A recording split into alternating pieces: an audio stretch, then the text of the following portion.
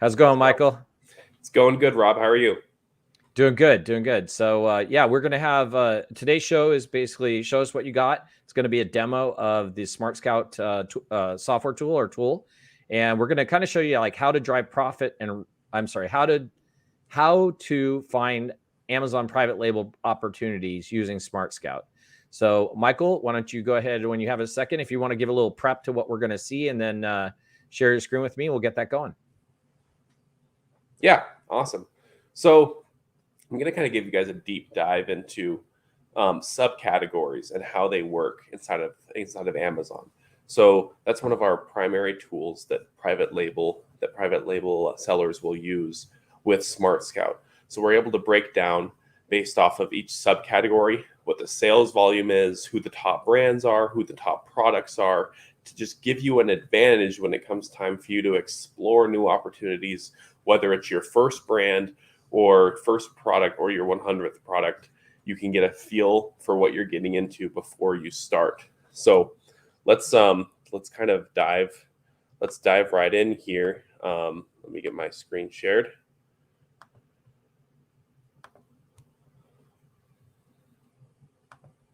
Yeah, so this is a great opportunity for sellers that are looking to do some, basically looking for private label opportunities that are out there. And here, we'll get this up on the screen. Let me fix a couple. Go ahead, and I'll get this fixed as you're going. Okay, awesome. So here is a high-level view of everything of every subcategory on Amazon. So just from the base category level, we can see that home and kitchen is doing $4.6 billion monthly in revenue. And of that, 33% is Amazon and 66% is seller. So it's always good to have to, like, right off the bat, understand where is the revenue broken down between us as sellers versus competing with Amazon directly. We can now actually break down that big number into smaller numbers. So of that 4.6 billion, $2.1 billion falls into kitchen and dining. Well, let's dig a little deeper. Small appliances, $500 million every month in small appliances, $89 million a month in compact refrigerators. Let's look at specialty appliances, which is $79 million. We can dig even deeper. Vacuum sealers does $20 million. Dehydrators does $9 million. Quesadilla and tortilla makers does $3 million. Wow.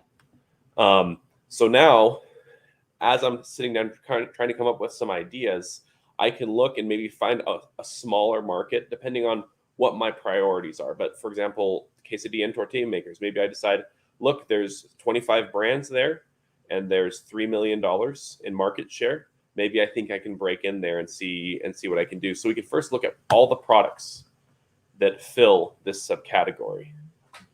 So this is doing $1 million every month. We can click here and we can take a look at them. Sells for $89. Look at those ratings. So this is the leading product in the subcategory. It looks like it's a really good product, so it'd be tough to compete with.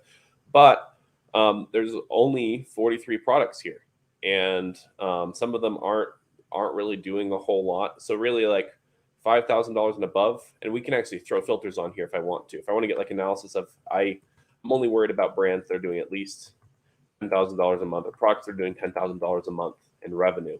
Well, now we only have 16 products that we're really competing with. So the question is, after looking at the competition, do I think that there's something that I can do that's a little bit different, better, special, that can compete and earn me a slice of that market share? Because the reality is like there's nothing.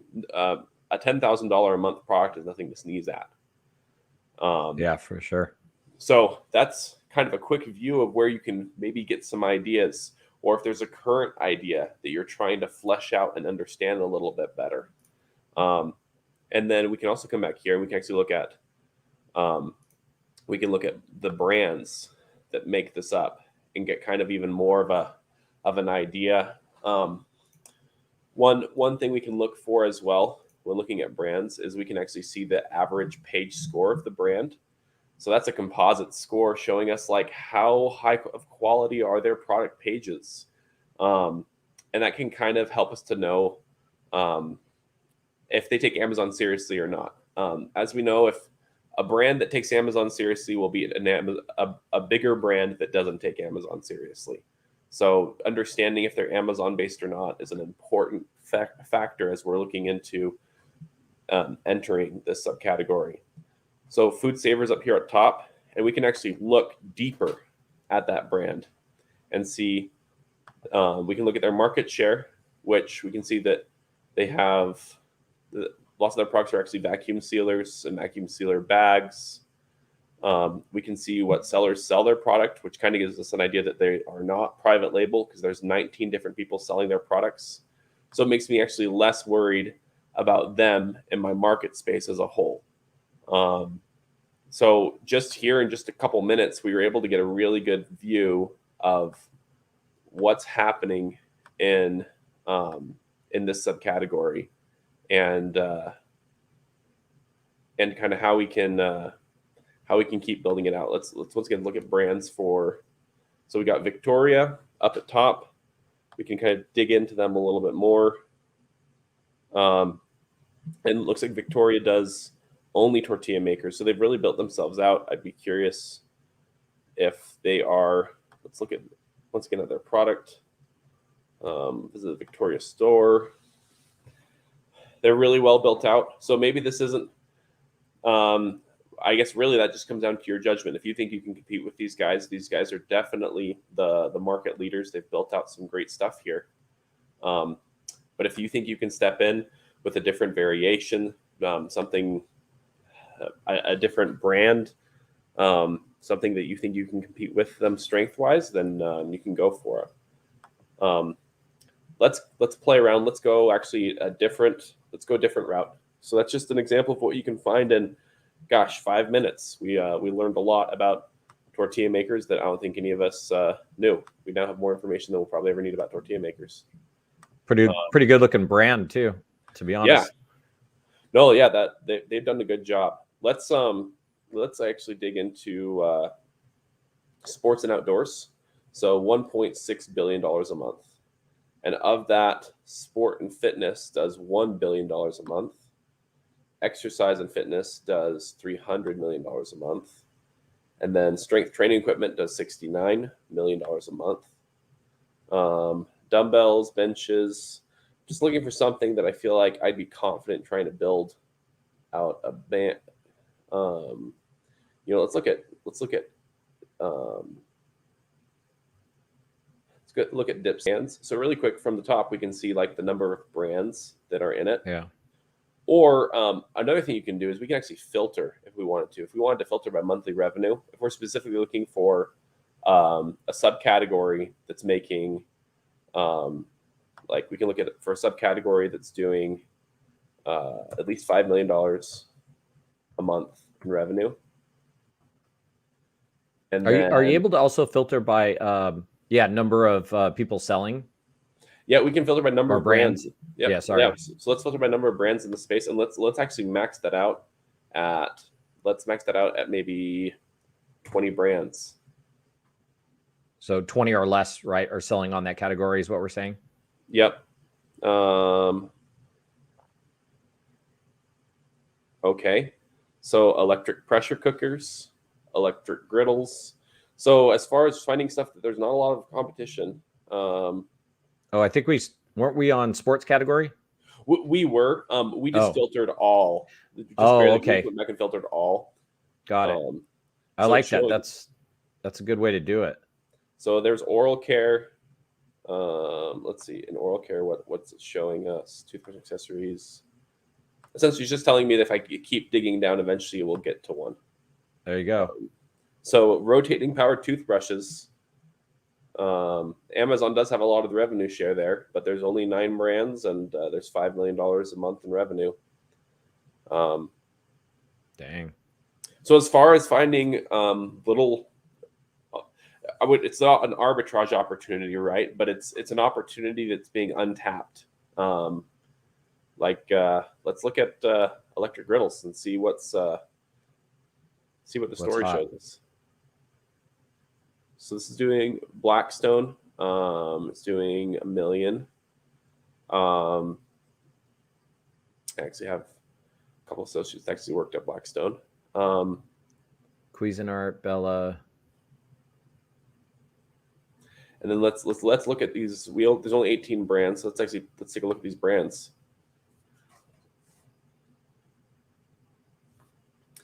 Blackstone's at the top, then Presto, Dash, Cuisinart, Bella.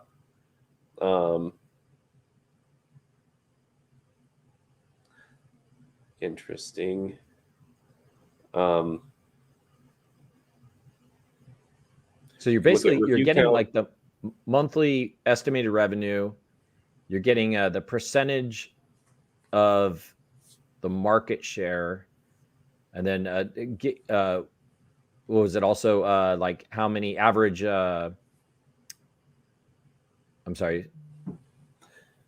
So you're also seeing like if Amazon's selling on it, what their percentage of the take is, or of that category that you're looking at. Yep. If they were in there, right? Yep. Which let's actually go back and double check that real quick here. Electric griddles, Amazon's got about 60% of the revenue share. Doesn't mean that there's necessarily Amazon Basics product, but these could just be 1P deals that we have going on. Another important thing to see here is we can actually see the average number of sellers, which is going to tell me if something's private label or not. Like right here, whereas these are wholesale, which once again, Blackstone's a strong brand. Don't get me wrong.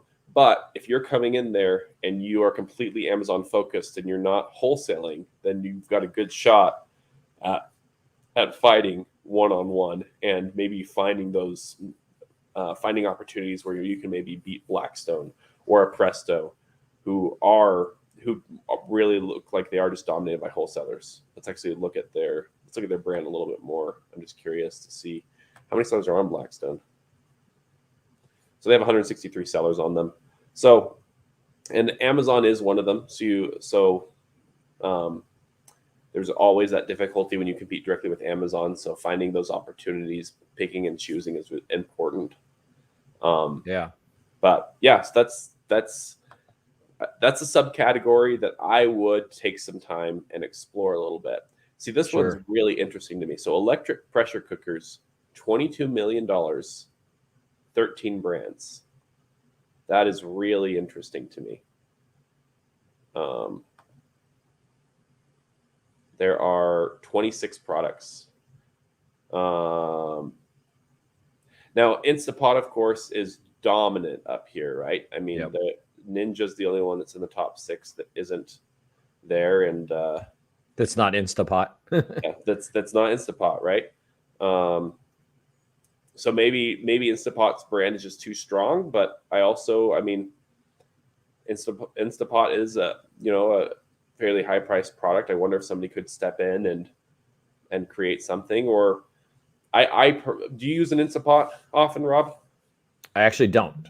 Yeah, I don't either. So somebody out there watching this who is more familiar with using an Instapot, maybe you can find a variation. Maybe you can find some way to make the Instapot better or different enough to where you could carve out some space here. There is a lot of revenue being generated in this category. Or maybe a different feature or function or something you could add to it. Yep, exactly. I mean, Instapot might already have this, but I mean, there's a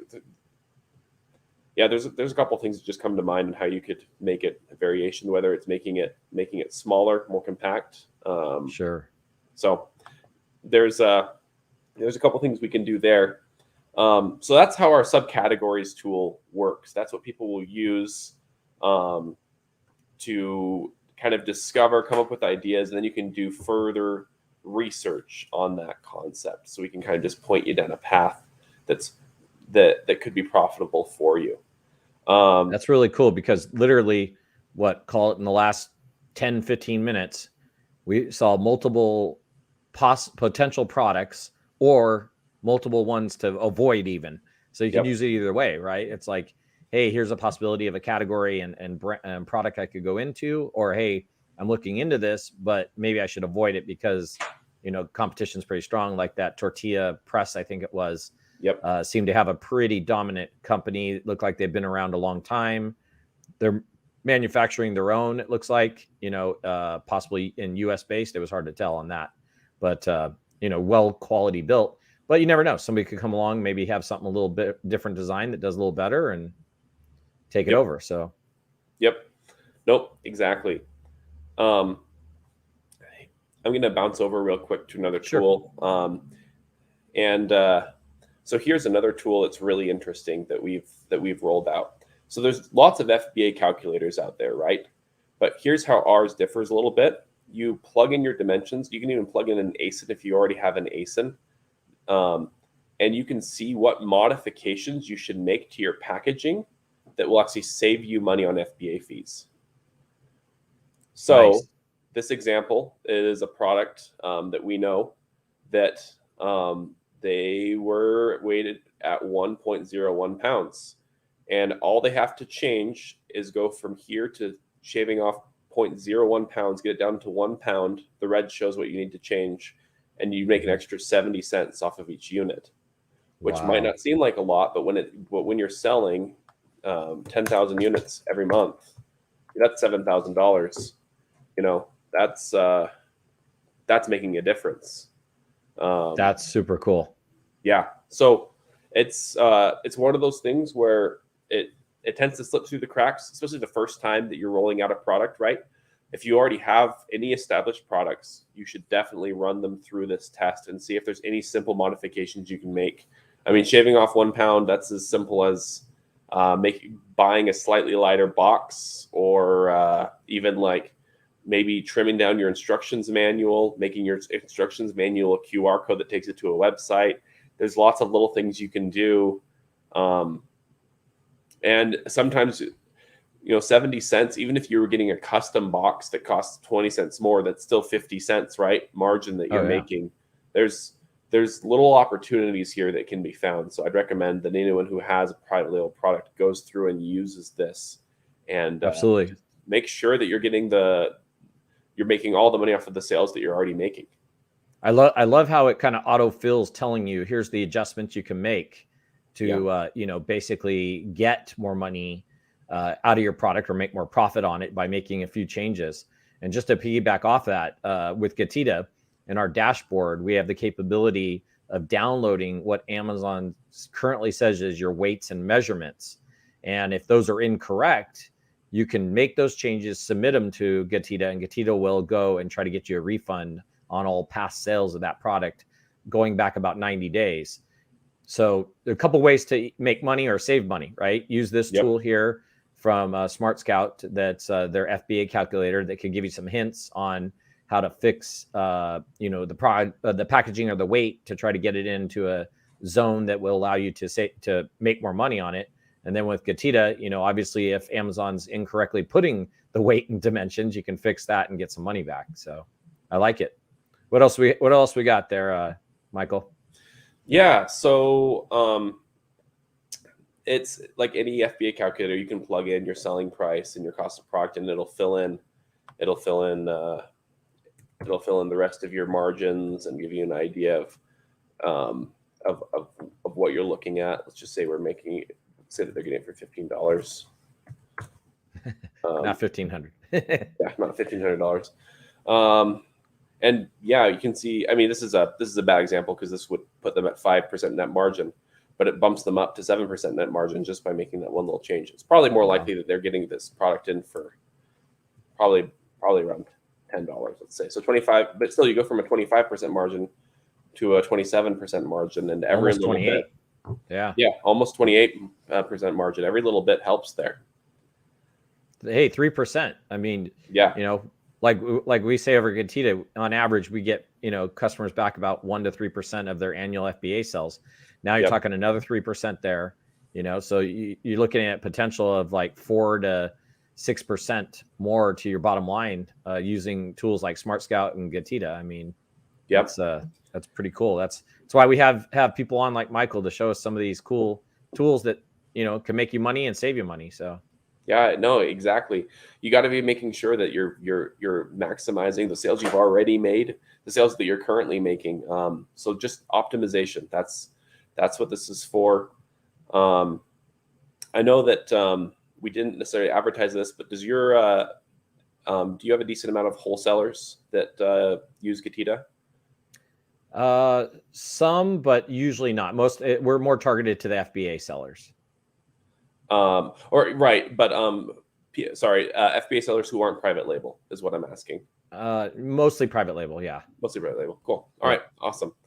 We do have some other tools for those who are looking to do some wholesaling, but as far as private label stuff, I feel like we've knocked on lots of our interesting features. There's one more that I'm going to touch on really quick here. Go for it. So this is our traffic graph. So what we've done is we have reverse engineered the frequently bought together section on Amazon. Interesting. So that we can understand where traffic is coming from and where it's going to. So this product here has a one buy it. That means that it appears in the first row when you type in the keyword keto chocolate. We can see every product. If I click on it, I can see every product that is currently sending, or in other words, referring to that product as a frequently bought together product. And I can actually go down here and I can actually export a list of them to create, so there's 436 products. So if I wanted to compete with this product, I could go and essentially intercept the traffic that is currently, that Amazon has identified that these consumers are interested in this product. So there's lots of potential here. There's some people will use it actually to discover new products or even product lines. So for example, if you start noticing that so for example, like these keto puffs, if you already have a keto chocolate brand, and then you see that keto puffs people are actually also buying the keto chocolate, then maybe that's an idea of a product brand that you need to move into, or a niche that you need to expand to. So this is just really interesting to play with. There's a lot. It's very busy. There's a lot going on, but there's a lot of valuable stuff here that you can find. Purple arrows should indicate that this product is being referred to by the other product, and then the yellow arrows are the product that this central product is pushing traffic out to. So it gets the web gets pretty complex here. But as you're exploring whether you're exploring tortilla makers or Instapots or electric griddles, using this map as well to understand a little bit more about how your consumers behave is going to help you a lot. Somehow people also buy shoes. I mean, there's masks. That's interesting. Yeah. So who knows? They go from those ketos to shoes, huh? Well, maybe you're eating keto chocolate because you're health conscious, right? And then being health conscious makes you get a mask. And then maybe your health issues lead to feet being hurt. I don't know. Who knows? Who knows what's happening there? That's for each and every one of you to decide and figure out as you understand your core demographic, your keywords better. You can find opportunities that, at least for sure, the simplest thing you should do is plug in the keywords that you like, and then snag the frequently bought together, snag the traffic source right here, export that in Excel, and make a campaign off of it. If you do nothing else, do that, and it'll help you drive traffic that's you already know is dialed in to what you're currently offering. Super cool. I like it. All right. Did we miss anything else? Once again, if you're just kind of tuning in, I got Michael White from smartscout, basically telling us how to use the smartscout tool to find Amazon private label opportunities. And one of the things he's just covering right now is obviously, as we all see it, the suggested products that go with other products. And they've built this really cool kind of map or layout that will show you, product, what's driving a product or being shared as a also bought with. Super cool tool, and definitely looking for opportunities if you're selling a certain product and maybe you're not selling something that's being suggested with it. Maybe it's an opportunity for you to start selling that product also. So some good stuff there, Michael. Awesome. Yep. So we're going to go ahead and jump back out and give you guys a little bit of an opportunity here. If you have any questions, feel free to ask them. If not, we definitely want to give you some more information about SmartScout and Michael. So, Michael, why don't you just kind of go over real quickly how people can get a hold of you if they, want to maybe contact you guys or find out a little bit more about SmartScout. Yeah, so feel free to reach out to me on LinkedIn, Michael White at SmartScout. You can reach out to me there. You feel free to email me at michael@smartscout.com. And check out our website, smartscout.com. We're here to help you build better products. That is our goal. That is our mission. We build tools that are different. That's the idea. Our products might be similar to what some people have done in the past, but we think we put a little spin on them. We're delivering a different kind of information for you as you make these important decisions for your business. Yeah, I agree 100%. We also have a special for everybody. So if you're tuning in, obviously head on over to smartscout.com, smartscout.com, and use promo code Sellernomics for $50 off the first month of SmartScout. So go ahead and head on over to SmartScout, use that code and get your $50 off your first month and give it a try. I mean, there's some great information here that Michael just showed us regarding, ways that you could look for private label products or even ones to avoid possibly. Besides also the great Fba calculator that can maybe help save some money on current products that you are selling by just making some slight adjustments to either the weight or dimensions. And then, of course, the also sold with or opportunities there of maybe you're missing a product that you should be selling. So, yeah, be sure to head on over to smartscout.com and use Sellernomics for 50% or $50 off your first month at SmartScout. So, good stuff. Michael, did I miss anything? Or I think we're great. That's been great. Yeah, thank you so much. We definitely appreciate you being on Sellernomics podcast and showing us what you got. So, thanks, Rob. All right, have a good day. Thanks for joining us this week on the Sellernomics podcast. Special thanks to our sponsor, GETIDA. Did you know that Amazon probably owes you money for FBA reimbursements? Get $400 in free FBA reimbursements at GETIDA.com/Sellernomics. Be sure to join us again next week for more great tips on how to grow your business. And thanks again for listening.